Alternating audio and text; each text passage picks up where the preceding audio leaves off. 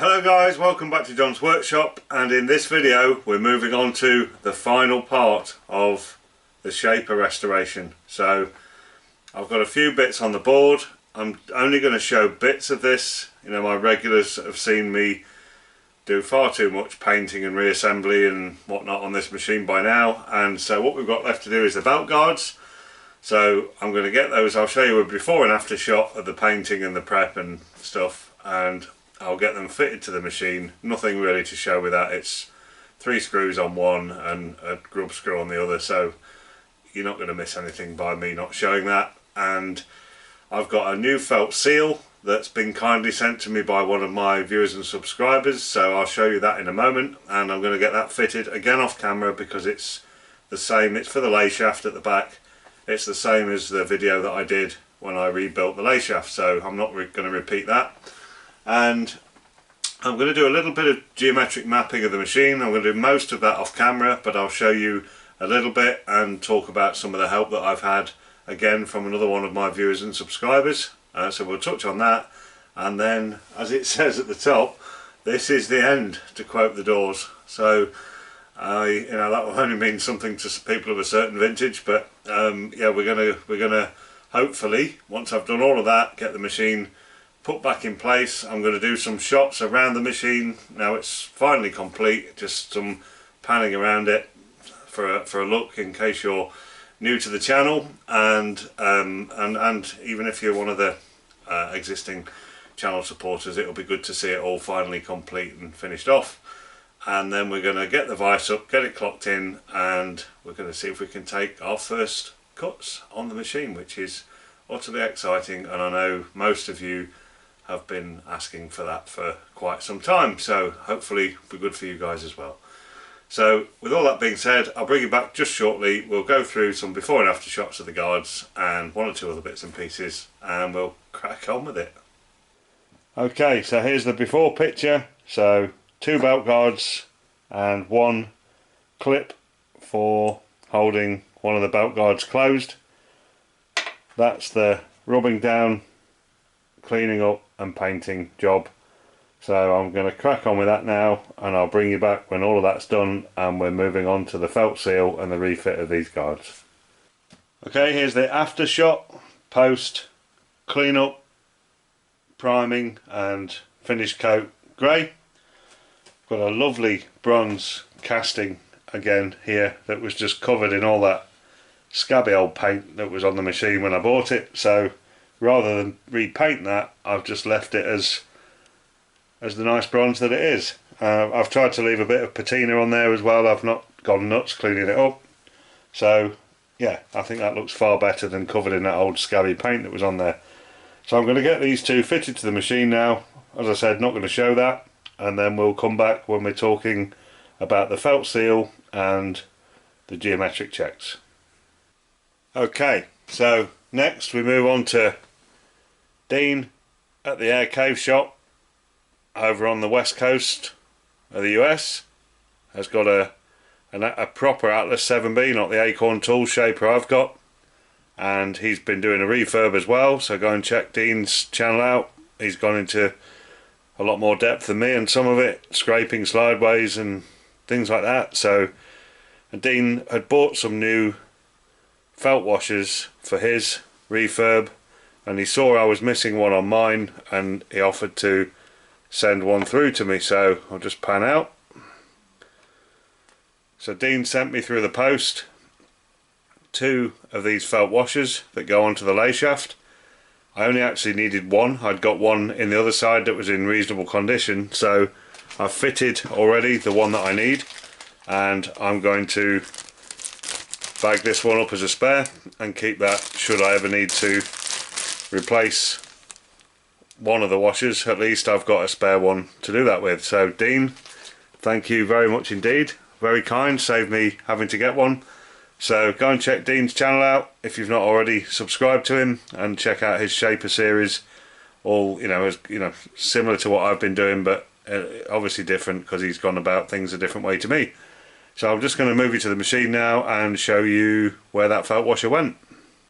Okay, so you can see we've got our belt guards on both sides. So underneath this one If we open that up, we've got our lay shaft, and on the back of this pulley on this side there was a groove that I assumed was some kind of a grease groove or something, and that's where the felt washer went. So what I've done is just strip that lay shaft down, put my felt washer on that I've just shown you, gave it a good soaking of oil, and basically just reassembled all of that back together again. So nice and easy, few minutes job, and that's our belt guard in position. So what I'm going to do now is spin the shaper back round a bit so I've got some room at the front, and we'll just have a quick look at the geometry piece that I spoke about earlier. Okay, so what am I banging on about geometry? Well, before I wanted to put this into service, I'd never used this machine before I stripped it. I stripped it as soon as it arrived here, so I got no idea what state this machine was in kinematically or geometrically when I bought it. So I've done the full strip down, the full rebuild, and before I went to sort of commission this and start actually trying to make things on it, I wanted to do a bit of a thorough check over just to try and understand what I was dealing with, so that if I started to see parallelism errors or squareness errors when I was machining, I would have some kind of an idea as to what could be causing it. So what I did about 2 weeks ago was I did some checks on this table surface with reference to the movement on the ram and with reference to the movement on the table cross slide and also on the saddle. And I was getting some big numbers. So across this table surface here, I was getting probably about 0.15 of a millimetre run between the back of the table and the front of the table, where the front of the table was plus and lifted up. So that's 0.15 of a millimetre is about 6 thou in bananas. So I then moved across the table swiping that way, and I'd got about, it was about 30 microns, so just over 1 thou of lean in the opposite direction, but it was consistent across the table, the amount of lean, it was uniform. And I did some squareness checks, and I was getting some funny readings down the side of the table, and then I'm thinking, is it actually the table? Is it the ram that's dipping as it comes out? I didn't really know. So I got my shaper consultant on speed dial in my phone, and that's Michelle of Rustinox. So I sent Michelle an email and said, after a bit of advice, please, because he's really clued up on these machines. And I'd heard him in one of his videos say something along the lines of, don't skim the table because it's not a good idea. So before I attempted to do anything, I thought I'd ask some advice. So Michelle was kind enough to actually make me a private video, and I'll probably chuck a couple of clips in while I'm talking here. And he sent me a private video and talked all about a lot of stuff that I probably already knew, if I'm being honest, but I was rushing over the finish line with this and just wanted to machine the table, get it square, get it flat, and get cracking on with making some stuff. And Michelle just reminded me of some basic engineering principles that I just completely let slip from my mind, which is, you've just stripped a complex machine down, John, and you put it back together. It will never go back together the way it came apart. It will always, some of the bits will be slightly misaligned from where they originally were. So the machine will take some time to bed in. So don't alter anything until you've run it for a while and understood how it's running, and then, once it's been running and it's all settled down, then do some geometry checks and see what you've got then, and then you know what you're dealing with. Because if you cut the table now, it's all going to move in a couple of weeks' time. And he was absolutely right. So Michelle, thank you for that. That was some real pearls of wisdom that got me to just stop racing for the finish line and think. So fantastic, Michelle. So what I did do is came out, and I've just set, once I got this thing powered up and I got power to it, I've just had this thing running in the background while I've been doing other things, and I've had it traversing across and just, the ram running backwards and forwards, different speeds, just running back, not cutting anything, just running in free fresh air. and it's all settled down, and it's all settled down very nicely. So what I'm going to do now is bring you in, show you a sweep from back to front on the table and a sweep from sort of left to right across the table to show you the total error across the flat surface of the table. And then the rest of it I'm going to do some mapping myself now it's settled down. I'm going to check the squareness down each side, I'm going to check the squareness of the table to the axes, I'm going to run some checks on the top of the cross rail axes, and I'm going to do some slip checks from that up to the underside of the ram with the ram in different positions to try and understand if there's any droop or sag. So I'm going to do a few tests, and I'm just going to create myself a geometry map of the machine in its current state, and then we'll get the vice on and we're going to get into the exciting stuff. So I'll just show you a quick map of this table. Okay, I hope you can see the DTI there. So we're just going to bring this down and wind on to a 0.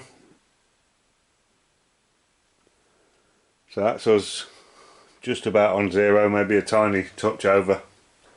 And I'm now just going to jog the machine forward.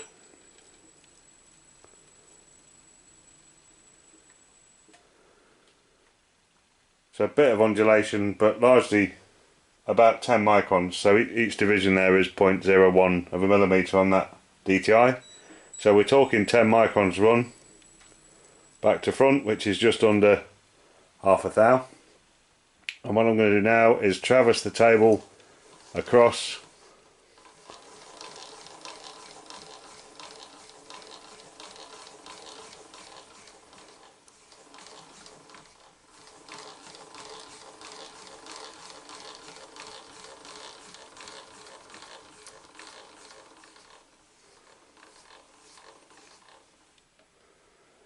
so we're about plus 20 microns at that side, and then I'm just going to jog that forward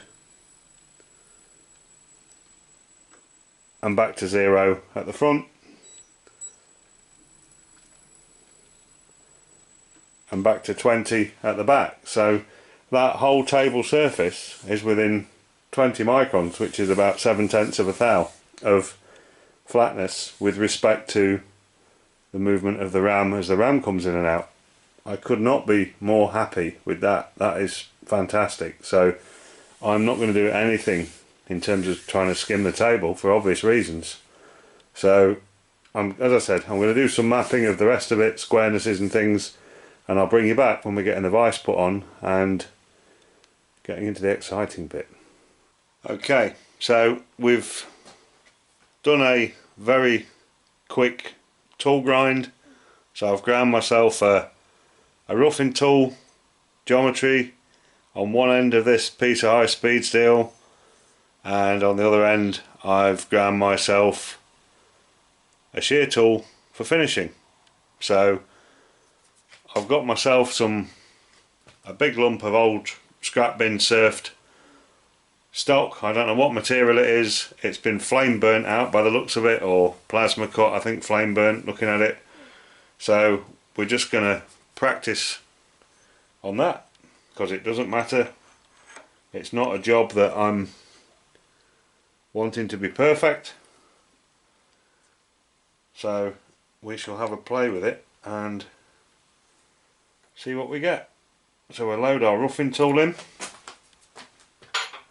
and I'm now just going to get my stroke length set and get myself my step over set on my feed, and I'll bring you back when we're about to do what I've been waiting to do since about December 2021, and we're going to turn it on and see what happens.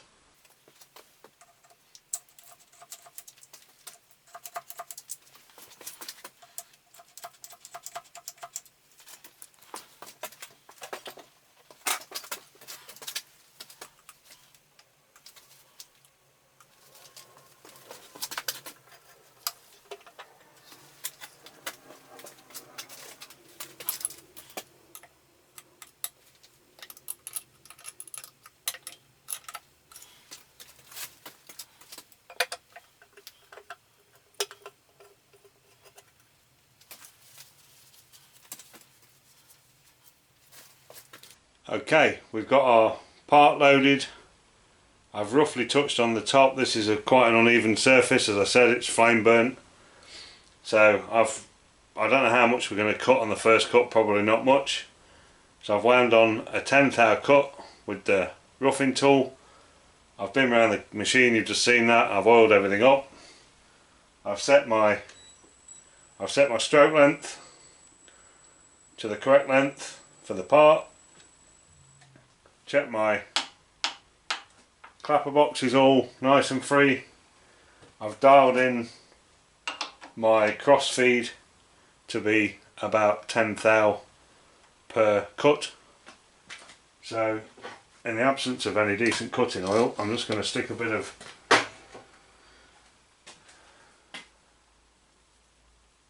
just plain old engine oil on the top of the part, which will do for this test. And this is it. We will put these on and see what happens.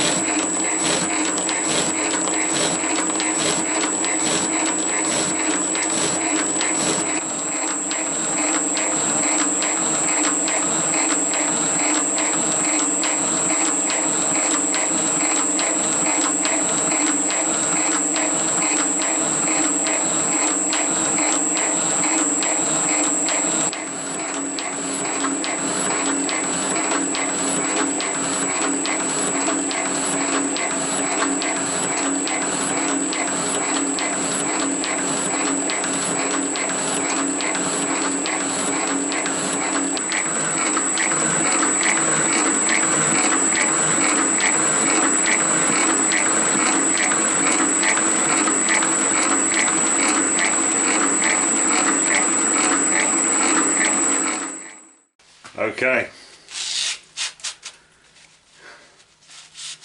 I know I said this in my last video, or the video when I wired the machine up, but I'm going to say it again. You guys are probably not as excited about that as I am, but I am absolutely over the moon with that.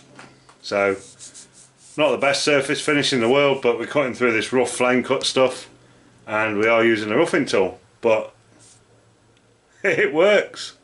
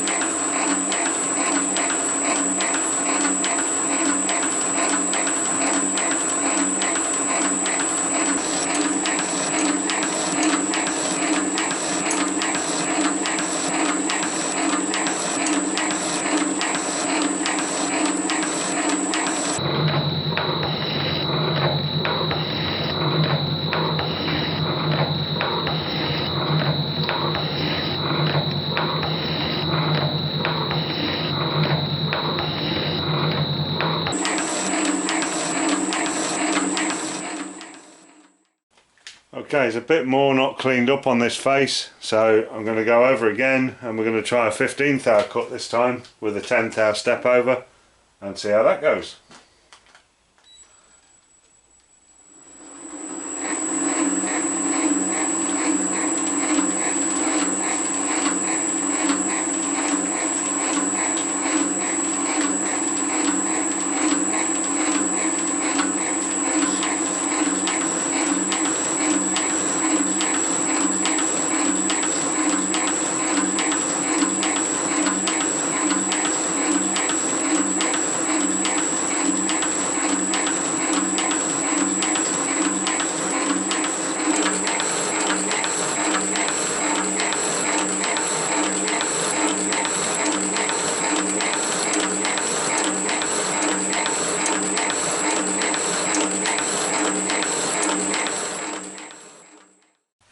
Well, not much problem with a 15th hour cut. I think that would probably take 20th hour.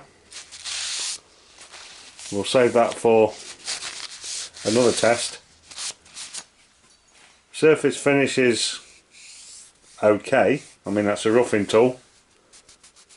It's not what you'd class a good finish, but it's a decent, well, it's a nice flat finish. So what we'll do now is we'll switch the tool round and we'll try the shear tool and just see what kind of surface finish we can achieve on this. Okay, we've got our shear tool in. I'm going to leave it at 10th hour step over for now, and I've wound a 2th hour cut on. So let's see what that does for us.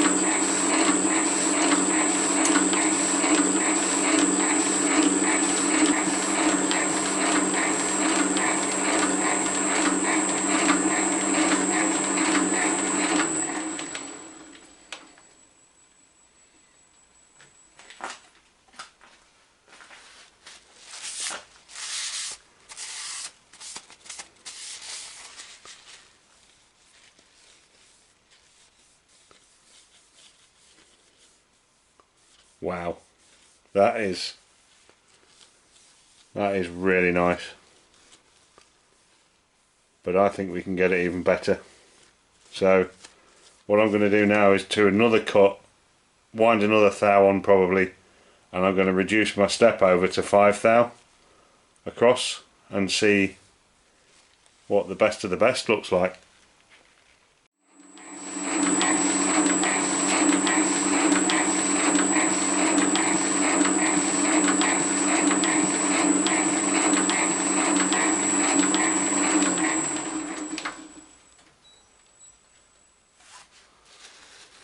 Okay, so it was, I think, a bit of Swarford damaged the tool, so I just took it out, honed it with a stone, with an oil stone, and put it back in.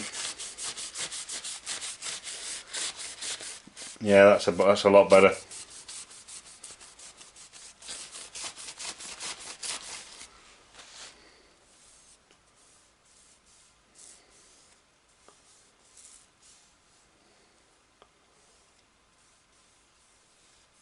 That's an unbelievable surface finish. You can see some sort of lines in it, but I think, and some marks,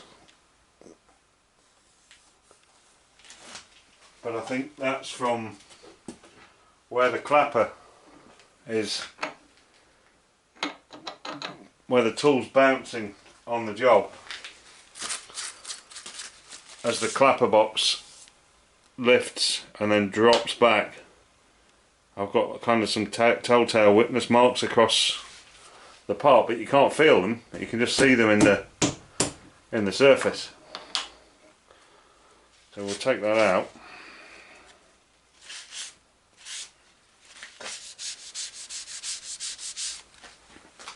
Don't know how well the camera's going to pick this up.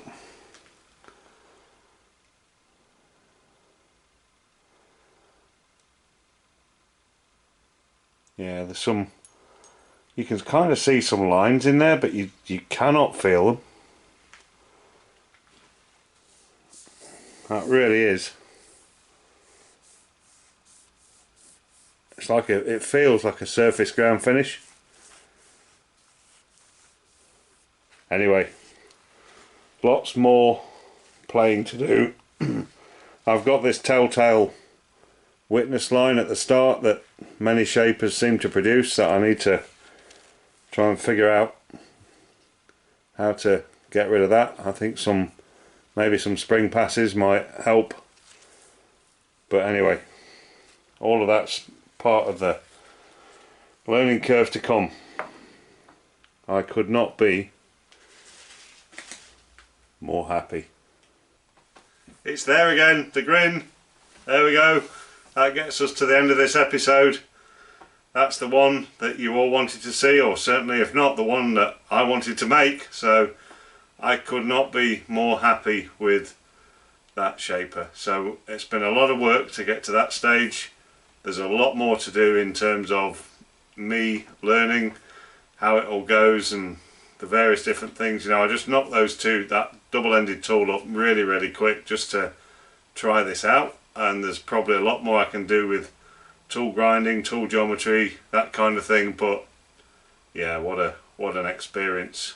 So as I've said in previous videos, the last time I worked one of these machines was in the first week of my apprenticeship back in 1988, and I've not touched one since.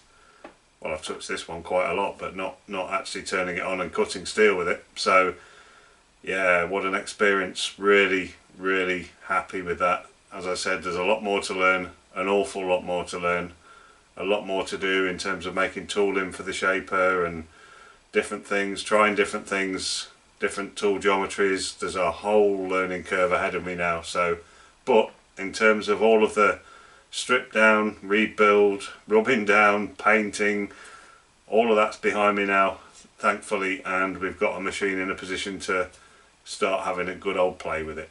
And I hope you've enjoyed that as much as I've enjoyed making it. And I think I'm going to sign this video off with my friend, and we'll raise a glass to that. And yeah, I'm over the moon. Cheers. So thank you all very much for watching. Thank you to the subscribers and the new subscribers that have come along, and we'll catch you all very soon on another video when we'll be making something else.